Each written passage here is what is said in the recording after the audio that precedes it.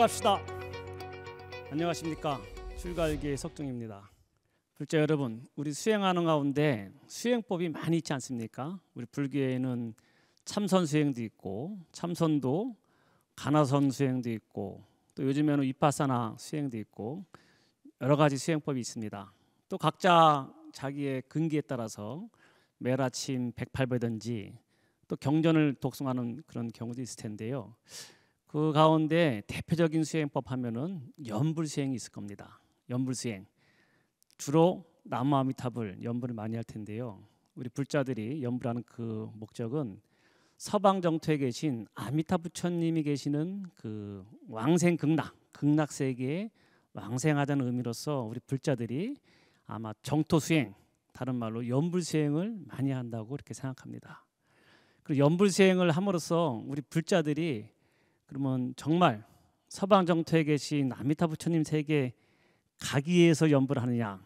물론 우리 사후에 죽은 위에는 아미타 부처님이 계시는 서방 극락 세계에 가기 위해서 우리가 연불하는 경우도 있을 것입니다. 하지만 우리 살아 생전에 우리가 살아 있는 이 몸으로서 아미타 부처님을 친견할 수 있는 그런 연불 수행법도 아울러 있는 것이 이 연불 수행법의 특징이라고 할 수 있겠습니다.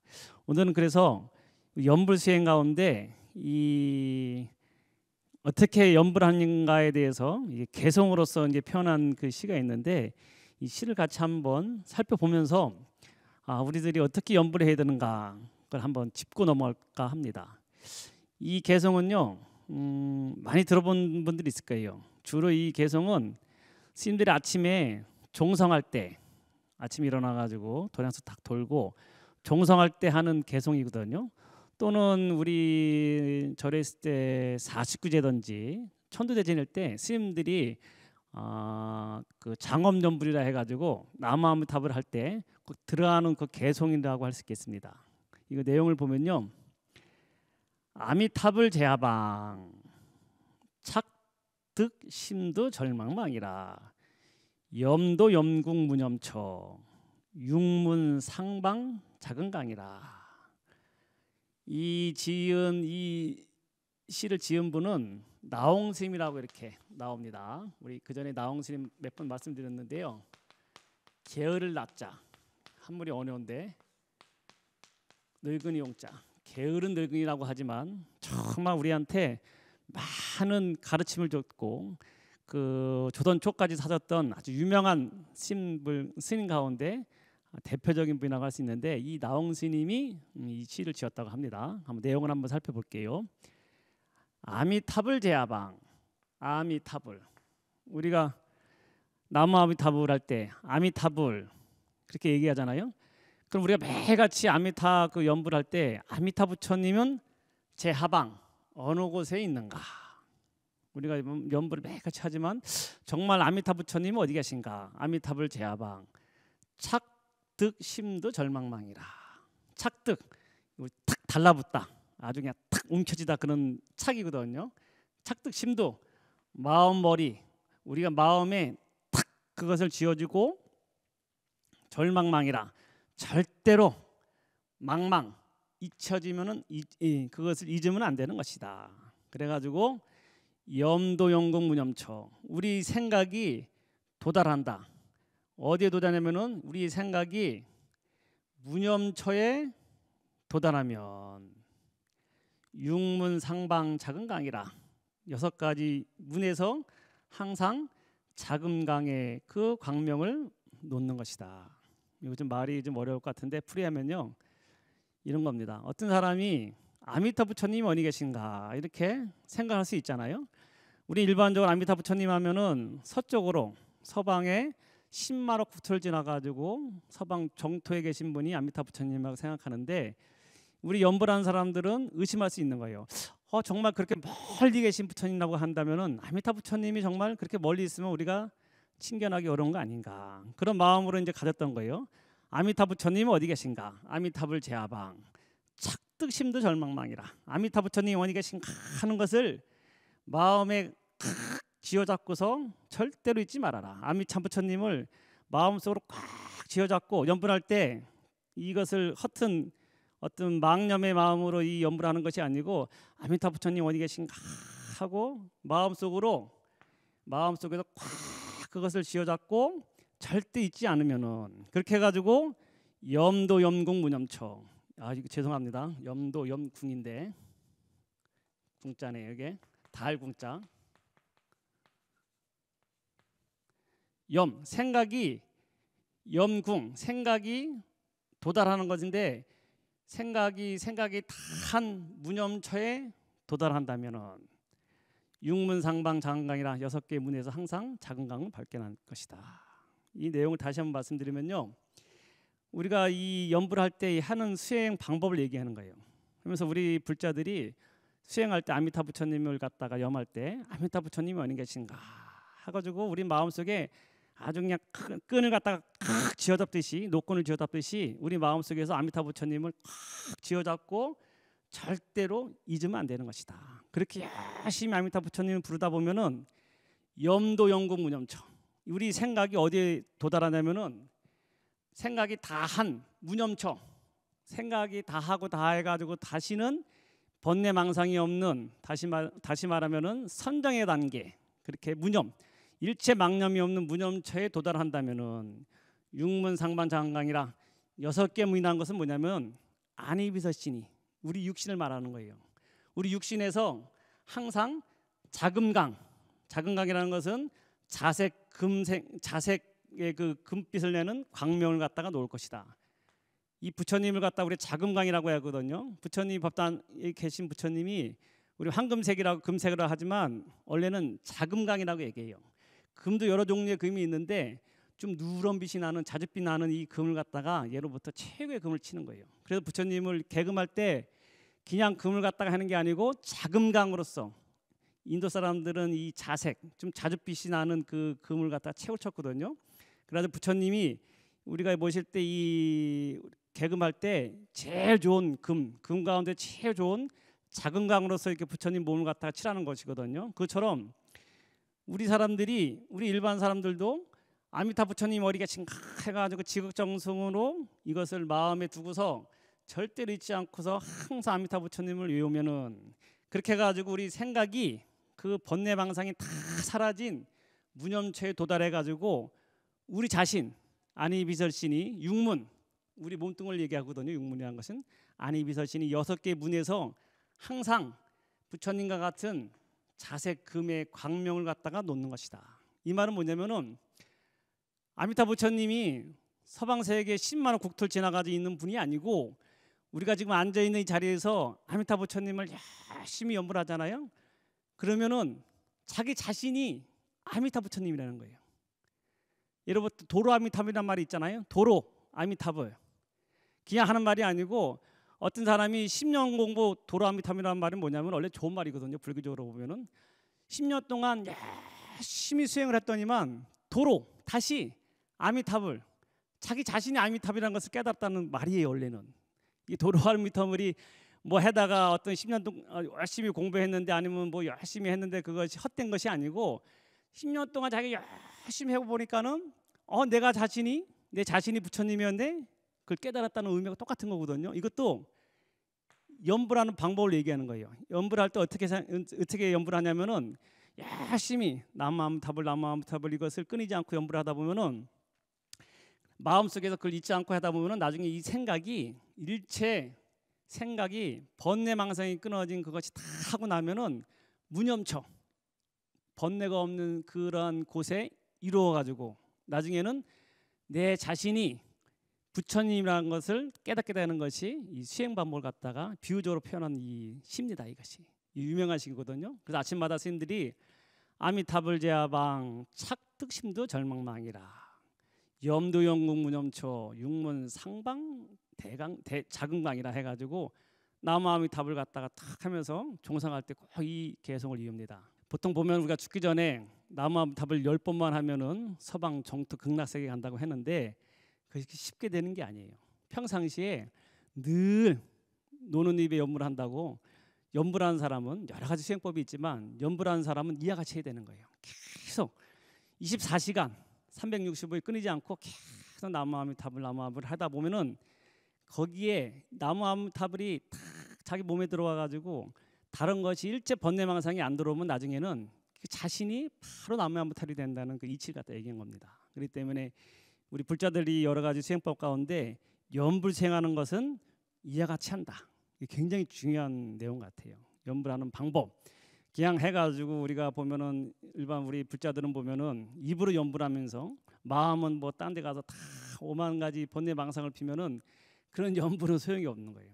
처음에는 쉽지 않겠지만 나무 아미타불 갖다 마음속에 딱 쥐고 항상 무슨 여기서 행주자 어묵동정 모든 행동과 생각을 하더라도 항상 내 마음속에는 아미타 부처님을 잊지 않고 항상 여기서 나무 아미타불 이렇게 돌아가야 되는 거예요. 그러다 보면 나중에는 도로 아미타불, 도로 자기 자신이 아미타 부처님이었다는 것을 깨닫는 것이 이 정토 수행의 아주 핵심이라고 할 수 있겠습니다.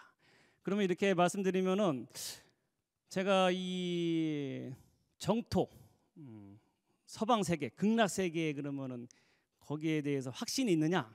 저는 확신이 있다고 봐요.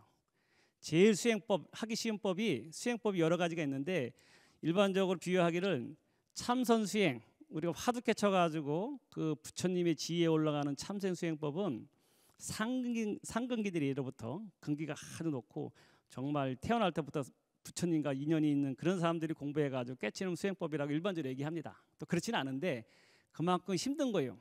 이게 뭐냐면은 화두 수행이라는 것은 하도 어떻게 보면 일반 사람들이 하기에 어려운 내용이 있어요. 왜냐면 앉아가지고 24시간 앉아 있듯이 자기 몸을 조박는 것도 힘들고 그 다음에 계속 화두를 들어야 되는데 일반 사람들이 하기는 좀 어려워요. 근데 이 연불수행법은 거기에 보면은 훨씬 수월한 수행법이라 할 수 있겠어요. 비유 들자면은 어떤 대나무통이 있다고 하면은 대나무통에 그 벌레가 하나 있는데 이 벌레가 대나무통을 갖다가 뚫고 나오는 데 있어가지고 참선법은 어느 정도 어렵냐면은 대나무가 있으면 대나무마다 마디가 있잖아요.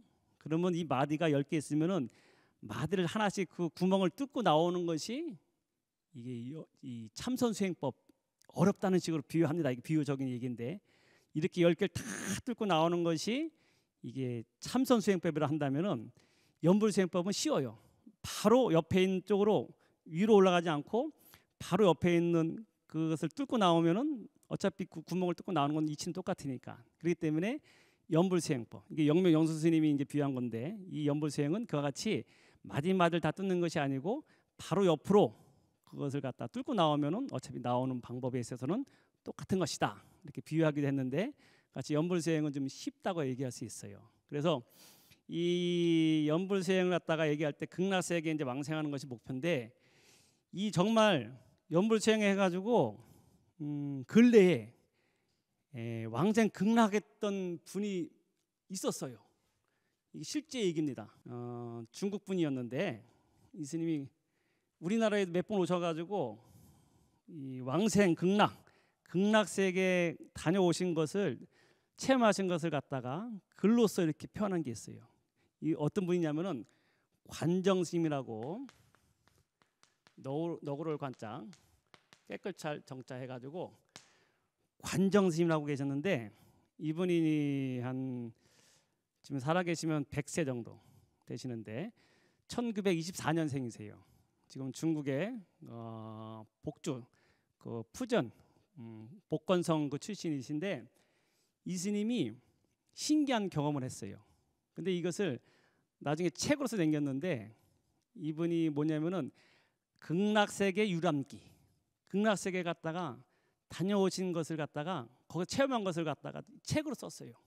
근데 자세하고 정말 실질적인 그런 것을 경험을 했어요. 이 스님이 관정 스님이 원래 15살 때 이 허운 스님이라고 하는 그 당시에 이제 유명한 큰 스님이 있어요. 이 허운 스님도 같이 말씀드릴게요. 좀 이따. 관정 스님하고 허운 스님은 둘 다 극락세계 갔다 오신 분이에요. 근데 이 허운 스님은 120살까지 현존해가지고 살았던 1959년도까지 살았던 1840년에 태어나가지고 1959년도까지 살았던 120세까지 살았던 실존적인 인물이에요. 지금 중국의 모든 스님들의 이 조상될 정도로 모든 사람들 하면 중국의 불교는 허운 스님을 빼놓고서 얘기할 수 없어요. 아주 이 부처님과 같이 그렇게 아주 추앙받는 그런 분인데, 이 관정스님이 15살 때 이 허은스님한테 이제 출가를 합니다. 이 두 분 다 중국의 복건성, 지금 샤먼 그 지역인데, 복건성 지역에 보면은 소주, 항주, 그러니까 절강서, 저장성 그 밑에 있는 그 부분인데, 예로부터 여기가 굉장히 불심이 심한, 저기 아주 셌다고 합니다. 중국에도 보면은 지역별로 그런 차이가 있는 모양이에요. 우리나라도 보면은 경상도가 보면은 막 세다고 하잖아요. 그처럼 지역색이 있어요. 그래도 아무래도 지금도 이북 쪽에 있잖아요. 북쪽에는 불교가 이렇게 예전부터 흥하지 않았어요.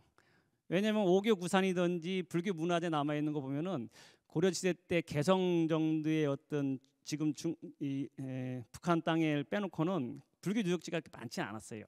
그 금강산 미투, 금강산에 봤자 우리는 뭐 다 내내 거기 설악산에 이어지는 줄기이기 때문에 우리가 알고 있는 함경도든지 이런 평안도 이쪽에는 불교가 이렇게 많지 않은 것은 사실입니다.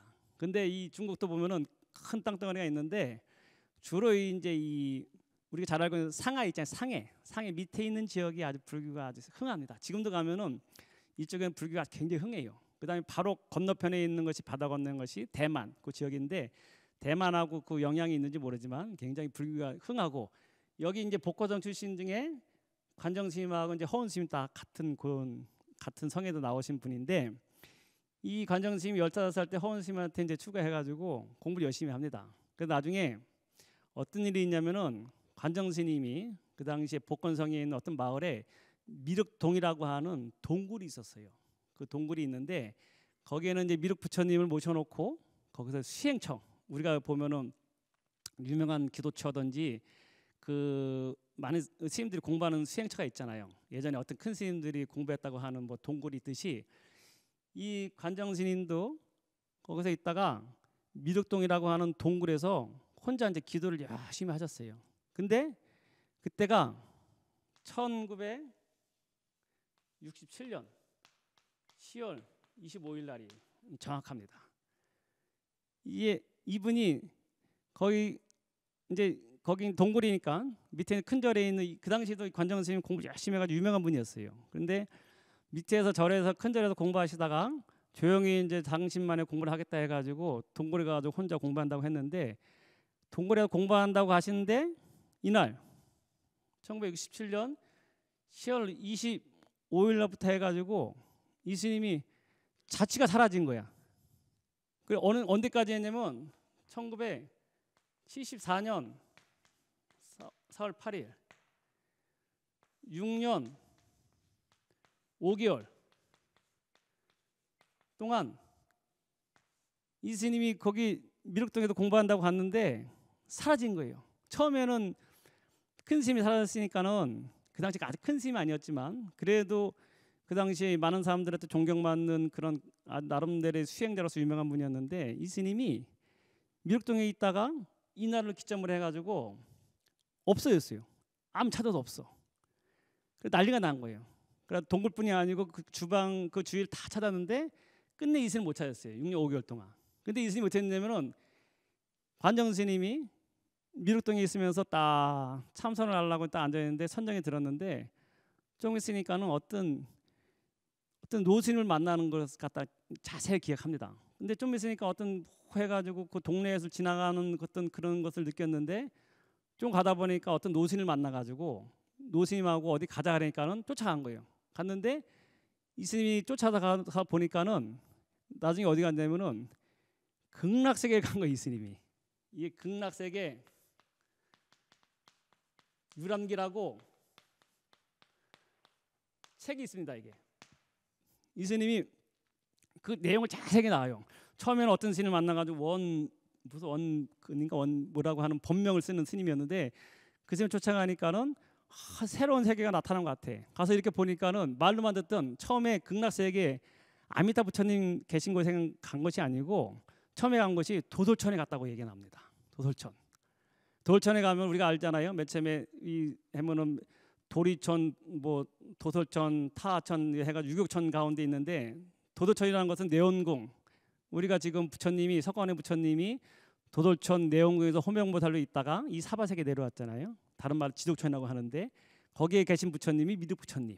거기 있다가 나중에 미래에 우리가 알고 있는 56억 7천만 년 후에 미륵 부처님이 내려오시 전에 그 지금 미륵 거기 도솔천 내원궁에 계시는 분이 미륵 부처님인데, 이분이 그 스님을 쫓아가니까는 도솔천에 가가지고 미륵 부처님을 만나는 거예요. 그때 거기서 만나는 모든 사람들 신장이 무지무지 크다는 거예요. 그 다음에 그 우리 경전에 나와 있는 것처럼 그대로 모든 이 길거리마다 아주 평탄하고 모든 것이 금은바로 이루어졌고 새들이 막 번문을 하고 너무너무 이 모든 것이 향기롭고, 그 다음에 얘기가 나온 대로 여기는 아직까지 남녀의 구별이 있는 그런 세계라고 하는데, 그런까지 아주 자세히 나오는 것이 이 관정 스님이 가가지고 그것을 다 경험합니다. 그래가지고 거기서 관세음보살님도 만나고, 그 다음에 그걸 지나니까는 정말 이 스님이 평상시에 나무아미탑을 연불 하던 그 아미타 부처님이 계시던 극락세계도 가요. 극락세계가 구품연화라고 하거든요.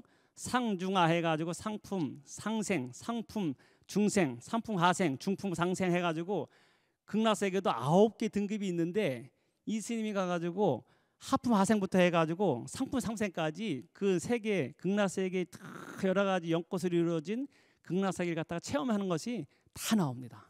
그래가지고 이 스님이 관영 스님이 거기 있으면서 너무너무 황홀하고 좋은데, 이 스님이 다닐 때마다 이 스님을 모시고 다니는 그 노스님이 빨리빨리 가자는 거야. 왜냐하면 시간이 급하다는 말씀을 계속 하시더래.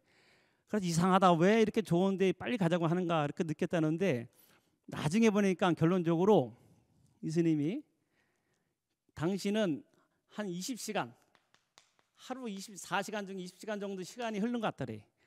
쉽게 말해서 아침에 이렇게 갔는데 해가지고 쭉 해가 져가지고 그 다음날 새벽 정도 되는 시간 정도까지 24시간 가운데 20시간 정도 갔다가 시간이 지난 것 같은데, 이 스님이 이 체험을 하고, 쉽게 말해서 체험하고 딱 다시 미륵 부처님이 가라는 거야.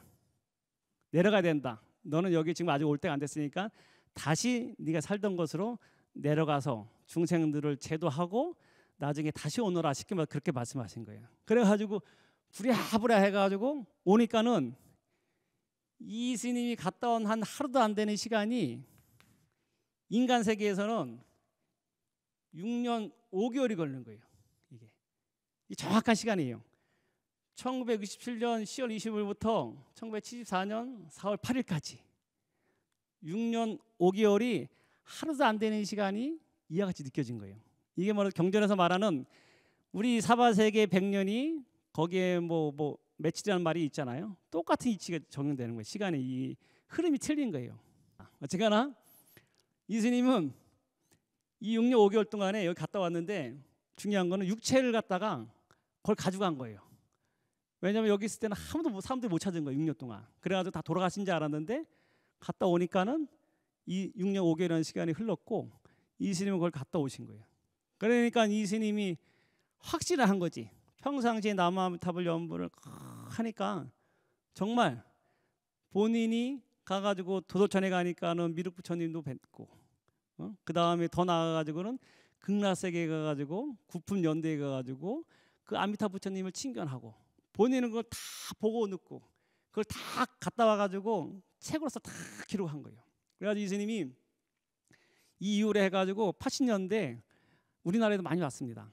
여러분들 불자 가운데 이 관정스님 극락세계 유랑기라 해가지고 한국 불자들 위해 가지고 몇 번 오셨어요. 와가지고 항상 하시는 말씀이, 극락세계는 분명히 있습니다. 절대 의심하지 마십시오. 이게 내가 본인이 갔다 온 체험, 그것을 갖다가 우리 한국에 4번이나 오셨어요.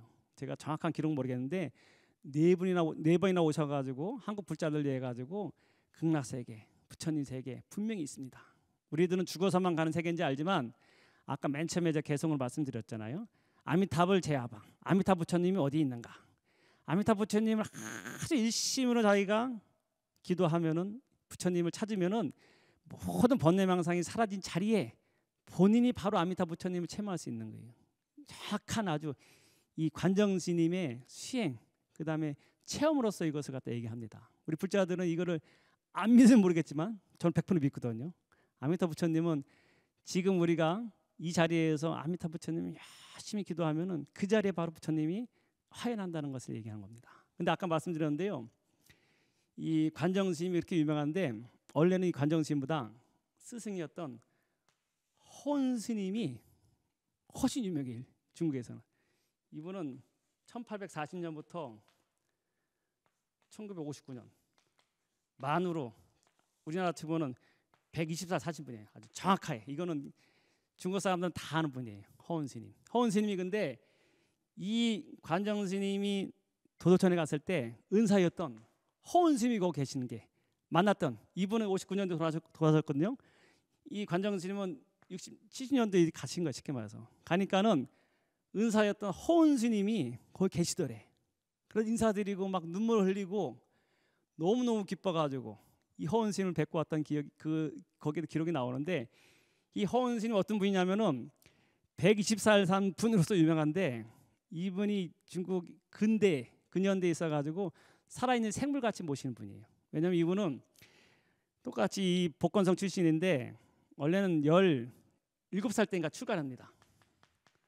이 출가하기 전에도 보면은 이분은 태어날 때도 아주 특이하게 태어나셨대요. 왜냐하면 태어났는데 깐난하게 태어났는데 이것이 피덩이였대. 사람 모습이 아니고 하나의 고기 덩어리 같이 이렇게 태어났대요.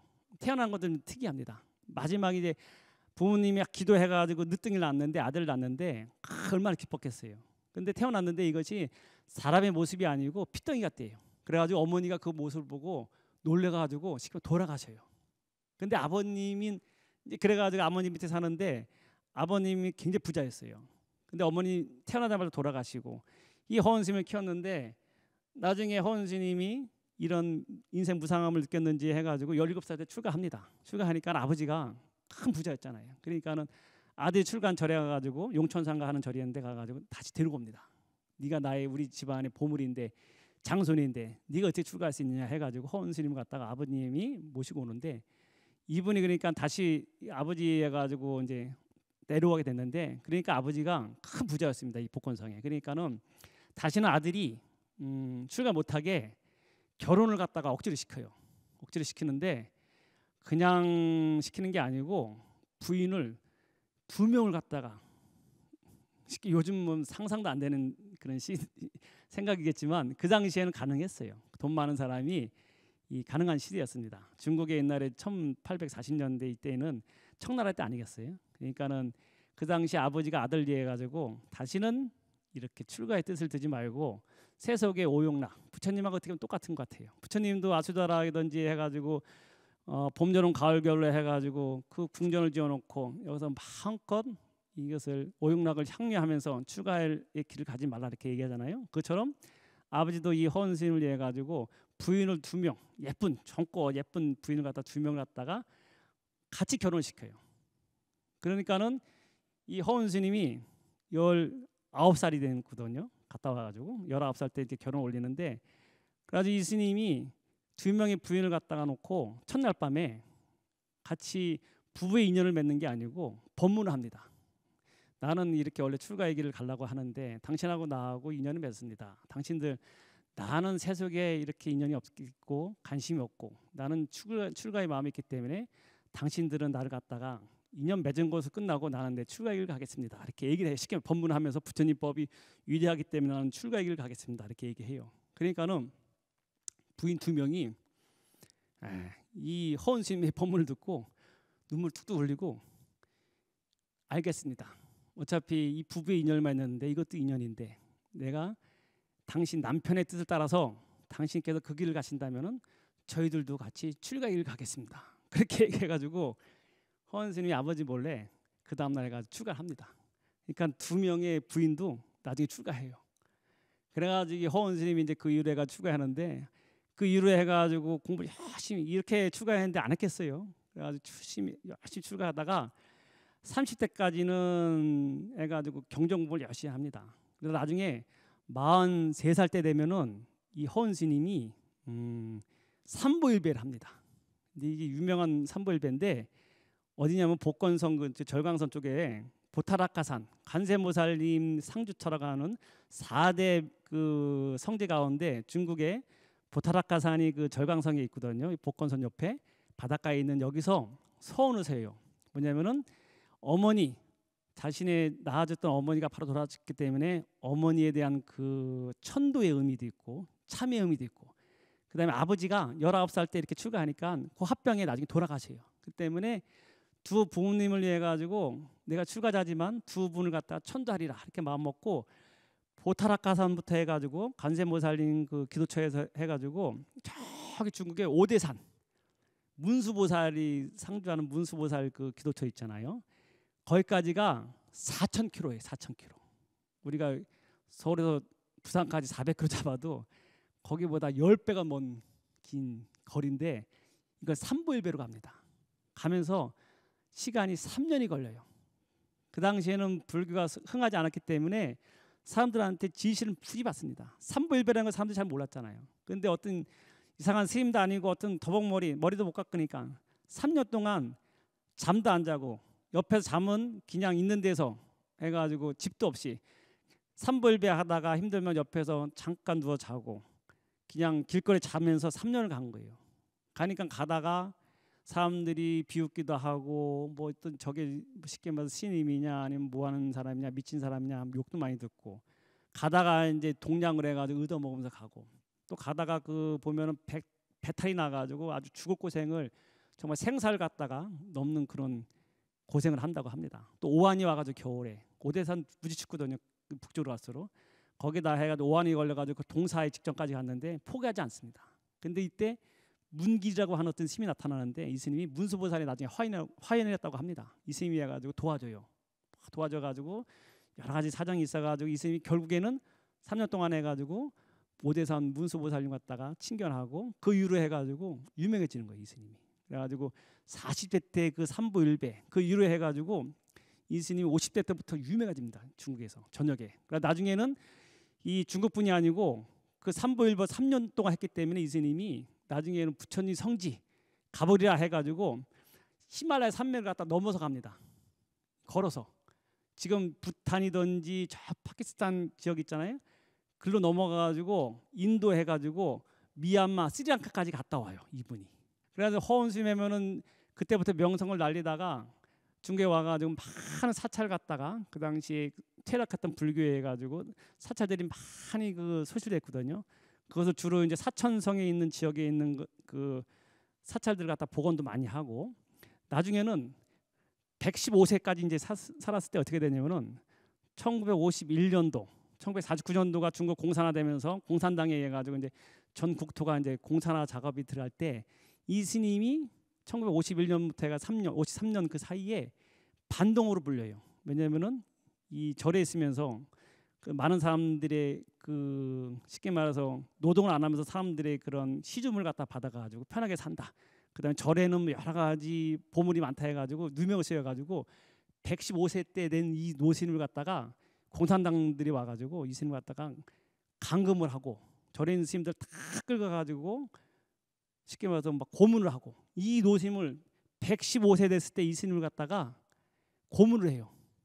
근데 고문이 그냥 고문이 아니고 그 구타, 뭐 몽둥이, 나중에는 뭐 쇠파이프까지 와가지고 이 스님을 갖다가 115세 된 노인을 갖다가 구타를 합니다. 3일 동안. 근데 이 스님이 안 돌아졌어요. 어떻게 안 돌아졌냐면은 참선을 해가지고 선정에 들어가지고 그 당시에 이 스님이 여기 도도천에 갔다 오셨다는 내용이 나와요. 일반 사람들 상상이 안 되는 그런 스님이에요. 이 연불 수행을 열심히 하면은 아미타불 제야방, 아미타 부처님이 어디 있는가 바로 내가 마음속에 칵 잡고서 염도 염구 무념체에 도달한다면은 내 자신이 바로 아미타 부처님인 것을 깨닫게 될 것이다. 오늘 이렇게 연불수행법에 대해서 간략하게 말씀드렸습니다.